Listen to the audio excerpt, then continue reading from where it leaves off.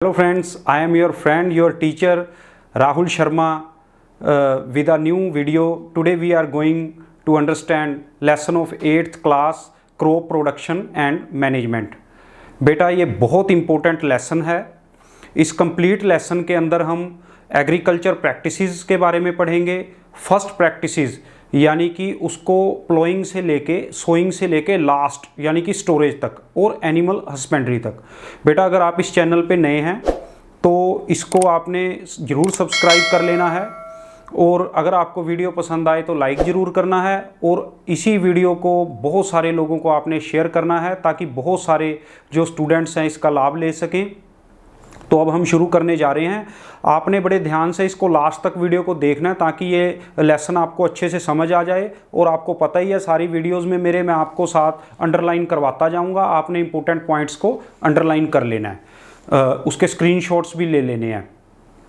तो स्टार्टिंग में हम करने जा रहे हैं बेटा, मेरे पास भी वही आपकी एनसीईआरटी की क्लास 8th की बुक है, उसमें से हम करने जा रहे हैं lesson crop production and management. आपने बुक ले लेनी है। तो इसमें क्या है बेटा, बुजो और पहेली अपने अंकल के घर में जाते हैं। दे सी देयर मैनी एग्रीकल्चर टूल्स। जैसे बेटा शॉल देखते हैं, वहाँ पे वो खुरपी देखते हैं तो वो बड़े हैरान होते हैं। जब वो फील्ड्स के अंदर जाते हैं तो वहाँ कई तरह की वो क्रॉप्स को देखते हैं, कई तरह के प्लांट्स को देखते हैं तो उनको बड़ी हैरानी होती है क्योंकि बिग सिटीज़ में ये चीज़ें देखने को उन्हें नहीं मिलती। तो वो बड़े हैरान होते हैं कि ये सारा कुछ होता कैसे है, ये प्रोडक्शन कैसे होती है। बेटा चाहे प्लांट्स हैं चाहे एनिमल्स हैं, हम ह्यूमन बीइंग्स भी हैं बीच में, हम सभी को फूड की रिक्वायरमेंट है। हमारी डेली नीड्स के लिए, हमारी वर्किंग के लिए हमें फूड की रिक्वायरमेंट्स हैं। वो जो फूड्स हैं हमें अलग अलग सोर्सेज से मिलती हैं। जो प्लांट्स हैं they make their own food by photosynthesis. ये बेटा आपको पता है, प्लांट्स अपना फूड खुद बनाते हैं। हमारा जो ये लेसन है फोकस्ड एग्रीकल्चर पे है। तो एग्रीकल्चर क्या चीज़ है बेटा, अबाउट 10,000 BCE यानी कि लगभग 12,000 ईयर्स पहले जो ह्यूमन बीइंग्स थे वो नोमैडिक थे, वांडरिंग करते थे एक जगह से दूसरी जगह। बेटा वो रॉ मीट खाते थे और दूसरा जो रॉ फ्रूट्स थे, वेजिटेबल्स थे, वो उनको खाते थे। धीरे धीरे उनको इस कारण एक जगह से दूसरी जगह भी बार बार जाना पड़ता था। धीरे धीरे बेटा उनको एक नई बड़ी अच्छी चीज़ें समझ आ गई कि हम सीड्स को किसी भी जो एग्रीकल्चर है, कोई भी जो क्रॉप है उसके सीड्स को हम सो करके हम प्लांट्स को ले सकते हैं। तो यहाँ हमारा क्वेश्चन आ गया, व्हाट इज़ क्रॉप। क्रॉप क्या चीज़ है बेटा, एक तरह की फसल को, एक तरह की क्रॉप को लार्ज स्केल पे, वन टाइप को वन प्लेस पे लार्ज स्केल पे लगाने को क्रॉप कहते हैं। Crop is a plants of one kind on a large scale. जब हम उनको लार्ज स्केल पे प्रोड्यूस करते हैं बेटा उसको क्रॉप कह देते हैं। हमारा जो इंडिया है इसमें वेरियस इन्वायरमेंट्स हैं बेटा, वेरियस क्लाइमेटिक रीजन्स हैं हमारे इंडिया के अंदर। तो यहाँ कई तरह की बेटा क्रॉप्स उगाई जाती हैं, पर सारी क्रॉप्स को मेनली हम दो सेक्शंस में डिवाइड कर देते हैं। दो तरह की क्रॉप्स बन जाती हैं बेटा, रबी की क्रॉप्स और खरीफ की क्रॉप। बेटा जो खरीफ की क्रॉप हैं वो उनको मॉनसून के अंदर बोया जाता है, यानी कि जब बहुत ज़्यादा बारिश होती है।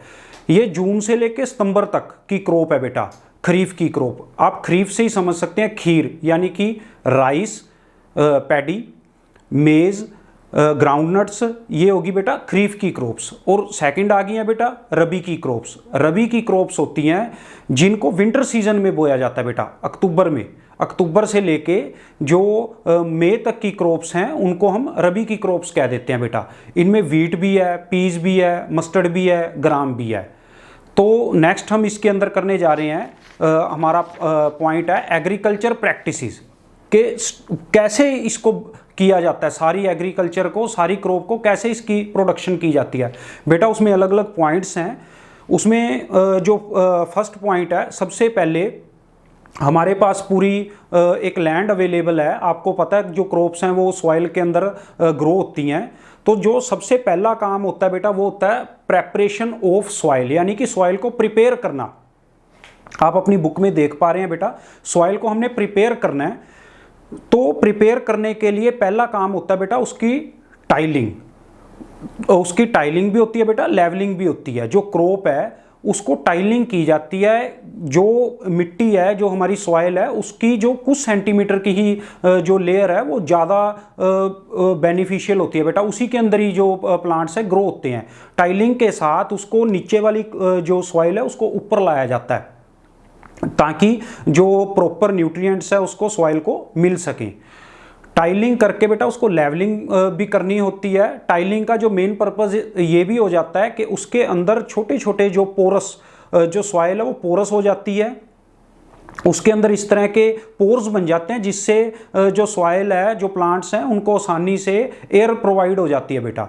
नेक्स्ट जो है उनको जो वाटर है उसके अंदर कैपिलरी एक्शन बन जाता है, कैपिलरी ट्यूब्स बन जाती है, वो भी अच्छे से उसमें रोटेट कर सकता है।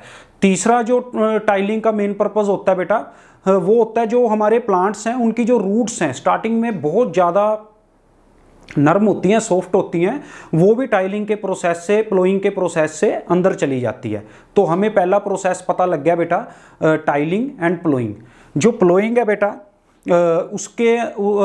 उसका जो मेन एक और चीज़ है, उसके अंदर क्रैम्प्स बन जाते हैं, बड़े बड़े पत्थर बन जाते हैं, उनको भी सेट किया जाता है। जो प्लोइंग है मेनली हम प्लो के साथ करते हैं, हो के साथ करते हैं। आपने देखा भी होगा पुराने टाइम में हल होते थे, प्लो शाफ्ट होता था बेटा, उसके अंदर प्लो शेयर होता था। उसी तरह जो आजकल के प्लो हैं बेटा वो बहुत बड़े बड़े हो टाइप आ गए हैं जो स्टील या मेटल्स आयरन के बने होते हैं, उसके साथ टाइलिंग और प्लोइंग प्रोसेस किए जाते हैं बेटा। नेक्स्ट जो है वो पॉइंट है सोइंग। टाइलिंग और प्लोइंग के बाद सीड्स को सो किया जाता है। ये देख लिया जाता है कि कौन से अच्छी वैरायटी के सीड्स को लिया जाता है, और एक बड़ा अच्छा मेथड है वाटर के अंदर सीड्स को डाल दिया जाता है।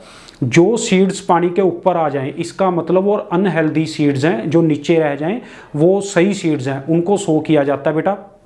हर वैरायटी के जो सीड्स हैं उनकी डिफरेंट बोने की बेटा लेंथ होती है, उनकी डिफरेंट विड्थ होती है, डिफरेंट उनकी बेटा डेप्थ होती है सीड्स की, क्रॉप टू क्रॉप वेरी करती है। पहले बेटा फनल्स की हेल्प से इनको डाला जाता था, आजकल जो मशीन आ गई हैं, सीड ड्रिल्स आ गई हैं, बहुत बढ़िया, जो इक्वल लेंथ इक्वल डेप्थ के ऊपर उसको डालती हैं और ऊपर से मिट्टी भी डाल देती हैं ताकि जो ऑर्गेनिजम्स एंड इंसेक्ट्स वगैरह उस सीड को सो होने से पहले ना खाएं बेटा, ग्रो होने से पहले ना खाएं। सोइंग के बाद बहुत इंपॉर्टेंट एक पॉइंट है manures, adding manures and fertilisers. जैसे हमें बेटा फूड कंपोनेंट्स चाहिए अलग अलग अपनी ग्रोथ के लिए, रिपेयर डैमेज के लिए, वैसे ही जो प्लांट्स हैं उनको भी अपनी ग्रोथ के लिए मैन्योर्स एंड फर्टिलाइजर्स चाहिए। मैन्योर्स तो बेटा जो हम खेतों के अंदर आम उगाई जाती हैं, एनिमल वेस्ट और प्लांट वेस्ट से बनाई जाती हैं, सॉरी उगाई नहीं बनाई जाती हैं। एनिमल वेस्ट और प्लांट वेस्ट को एक जगह इकट्ठा कर दिया जाता है, गोबर पत्ते वगैरह को, और बैक्टीरियाज की मदद से कुछ टाइम बाद वो डिके होके एज ए मैन्योर बन जाते हैं। जो फर्टिलाइजर्स हैं ये फैक्ट्रीज के अंदर बनाई जाती हैं, जैसे पोटाश है बेटा, यूरिया है, एनपीके है, ये फैक्ट्रीज के अंदर बनती हैं। अब आप कहेंगे मैन्योर और फर्टिलाइजर्स में क्या मेन डिफरेंस है बेटा? एक तो मैन्योर जो है वो बहुत सस्ती हैं, इवन फ्री ऑफ कॉस्ट है। जो फर्टिलाइजर्स हैं वो कॉस्टली हैं।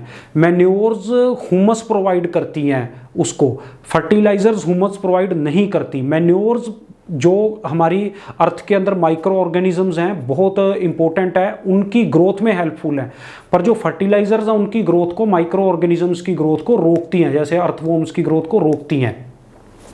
मैन्योर्स जो हैं वो कई तरह के न्यूट्रिएंट्स होते हैं उसमें, पर कम मात्रा में होते हैं। जो फर्टिलाइजर्स हैं उसके अंदर एक तरह के न्यूट्रिएंट्स होते हैं पर ज़्यादा मात्रा के अंदर होते हैं बेटा उसके फर्टिलाइजर्स के अंदर। लॉन्ग टर्म में मैन्योर्स को डालने का कोई नुकसान नहीं होता। फर्टिलाइजर्स को लॉन्ग टर्म में डालने से जो सॉइल की फर्टिलिटी है वो कम हो जाती है। इसके लिए एक बड़ा इंपॉर्टेंट पॉइंट होता है क्रॉप रोटेशन। आप आम भी न्यूज़पेपर्स में पढ़ते होंगे। क्रॉप रोटेशन क्या है बेटा? एक फसल के बाद अगर हम दूसरी फसल बार बार सेम तरीके से बीजते रहेंगे, जो हमारी सॉइल है उसकी फर्टिलिटी कम होती जाती है। जो ग्रेन्स की फसल है उसके बीच में अगर हम लेगुमिनियस फसलें उगाते हैं, पहले ही हम पढ़ चुके हैं, उनके अंदर राइजोबियम नाम के बैक्टीरिया होते हैं बेटा, जो नाइट्रोजन को खींच के अर्थ को देते हैं, तो वो बहुत ज़्यादा बेनिफिशियल होती है।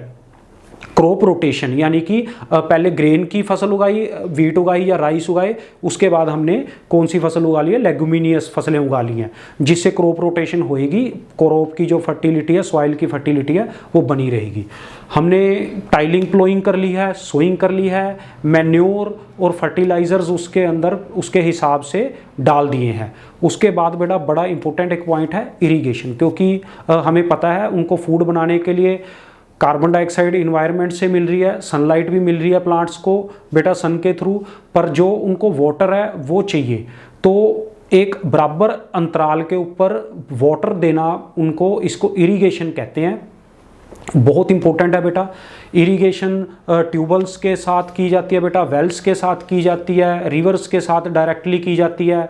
और इरिगेशन के कारण जो ग्राउंड वाटर है उसका जो लेवल है बहुत ज़्यादा कम हो रहा है। इसके लिए इरिगेशन के नए से नए जो मेथड्स आ रहे हैं, उसके अंदर एक तो स्प्रिंकलर सिस्टम है बेटा, बहुत इंपॉर्टेंट है, एक ड्रिप इरिगेशन है। स्प्रिंकलर सिस्टम में आपने देखा होगा बड़े बड़े पार्कों के अंदर या बहुत बड़े बड़े फील्ड्स के अंदर एक नोज़ल होती है बेटा, बहुत बड़ी पाइप होती है, उसके ऊपर एक नोज़ल लगी होती है। जब वाटर का प्रेशर होता है वो नोज़ल घूमती है और पूरे एरिया को जितने को उसमें देना है, जितने प्रेशर के हिसाब से उसको वो पानी देती है, जिससे स्प्रिंकल हो के वाटर जाता है और कम पानी लगता है। उससे भी बहुत अच्छा एक मेथड है ड्रिप इरिगेशन।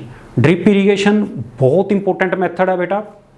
इसके साथ क्या होता है, बड़ी बड़ी पाइपें होती हैं जहाँ पे प्लांट है, क्योंकि प्लांट की रूट्स को ही पानी चाहिए और पूरे प्लांट को पानी नहीं चाहिए। जहाँ उसकी रूट है वहाँ पे उस पाइप के अंदर होल होता है और प्रेशर के साथ जब पीछे से पानी आता है, इतना प्रेशर होता है कि ड्रिप ड्रिप के हिसाब से ही उसके अंदर पानी आता है, जिसके साथ जो हमारी जो सॉइल है वो अच्छे से जो उसके वो पानी मिलता है उनकी रूट्स को, और हमारा जो पानी है उसकी बहुत सारी बेटा बचत हो जाती है। इसके बाद बहुत इंपॉर्टेंट पॉइंट है वीडिसाइड्स एंड पेस्टिसाइड्स। बेटा बड़ी इंपॉर्टेंट चीज़ है। वीडिसाइड्स पहले क्या है, वीड्स क्या हैं, अनडिज़ायरेबल प्लांट्स हैं कुछ जिनको हमें क्रॉप के अंदर ज़रूरत नहीं होती, ग्रास वगैरह बीच में ही उग जाती है। बहुत सारे प्लांट्स हैं हमारी क्रॉप के भी, जिसके साथ वो क्रॉप की एक तो सॉइल की फर्टिलिटी को कम करते हैं, दूसरा न्यूट्रिएंट्स को लेते हैं, इसलिए हमारे लिए वो नुकसानदायक होते हैं। या तो वीडिसाइड्स को, वीड्स को जो नदीन है उनको खुरपी वगैरह हैंड से प्लग किया जाता है, या उनको वीडिसाइड्स 2,4-D एक वीडिसाइड है, बहुत सारे वीडिसाइड्स मार्केट के अंदर अवेलेबल हैं केमिकल्स। तो वीडिसाइड्स क्या हैं, weedicides are the chemicals by which we can stop the growth of weeds. Weeds को ग्रोथ को भी स्टॉप कर दिया जाता है और इवन जो उग चुके हैं उनको भी ख़त्म कर दिया जाता है वीड्स को। वीडिसाइड्स आपको पता लग गया है। इसी तरह बेटा जो हमारी क्रॉप है उसको बहुत सारे जो पेस्ट्स हैं, छोटे छोटे माइक्रो ऑर्गेनिज्म है या पेस्ट हैं, उसको ख़राब करते हैं। तो उन पेस्ट को किल करने के लिए, डिस्ट्रॉय करने के लिए, उनकी ग्रोथ को रोकने के लिए पेस्टिसाइड्स का यूज़ किया जाता है। बहुत इम्पोर्टेंट है पर बहुत नुकसानदायक हैं पेस्टिसाइड्स, क्रायोजेनिक हैं। कैंसर का मेन जो रीज़न है वो पेस्टिसाइड्स बनती जा रही हैं। इससे ग्रीन रेवोल्यूशन आई है जरूर कंट्री के अंदर, पर उन पेस्टिसाइड्स को नीड से बहुत ज़्यादा यूज़ किया जाता है। अगर हम उनको इफ़ेक्टिव वे में, या कोई जो टेक्नीशियंस हैं, जो एग्रीकल्चरिस्ट हैं, जो नॉलेजेबल पर्सन्स हैं, उनकी अगर देख रेख के अंदर अगर हम पेस्टिसाइड्स को बड़े सही ढंग से यूज़ करेंगे तो हमारी उसकी फर्टिलिटी भी बनेगी। वीडिसाइड्स और पेस्टिसाइड्स के बाद बेटा बहुत इंपॉर्टेंट एक पॉइंट है, जो हमारी फसल है वो पक्के तैयार हो गई है, हार्वेस्टिंग का टाइम आ गया है बेटा। इसको एज ए फेस्टिवल पूरे इंडिया के अंदर मनाया जाता है। बिहू, नवकन्या, दिवाली, बैसाखी, बहुत सारे नाम बेटा उसको दिए जाते हैं एज ए फेस्टिवल, क्योंकि इतनी ज़्यादा मेहनत करने के बाद जब वो क्रॉप आती है तो सिर्फ फार्मर्स ही नहीं, बहुत सारे, इवन हम सबके चेहरों के ऊपर खुशी आती है बेटा, उसी क्रॉप को हमने खाना होता है। तो हार्वेस्टिंग का जो टाइम आता है, हार्वेस्टिंग जब पूरी तरह फसल पक के तैयार हो जाती है बेटा, उसको काटने को हार्वेस्टिंग कहते हैं। अलग अलग मशीनों की हेल्प से की जाती है बेटा। पकी हुई फसल को काटने जो काटते हैं बेटा उसको हार्वेस्टिंग कहते हैं। ये हार्वेस्टर की मदद से की जाती है। आपने फसल को देखा होगा, उसके ऊपर शेफ यानी कि छिलका चढ़ा होता है, उस शेफ को अलग करने के लिए जो मशीन होती है बेटा, वो इस प्रोसेस को थ्रेशिंग कहते हैं। क्रॉप के ऊपर से जो हमारा सीड है उसके ऊपर से शेफ को अलग करने को बेटा थ्रेशिंग कहते हैं, और ये थ्रेशर की हेल्प से किया जाता है।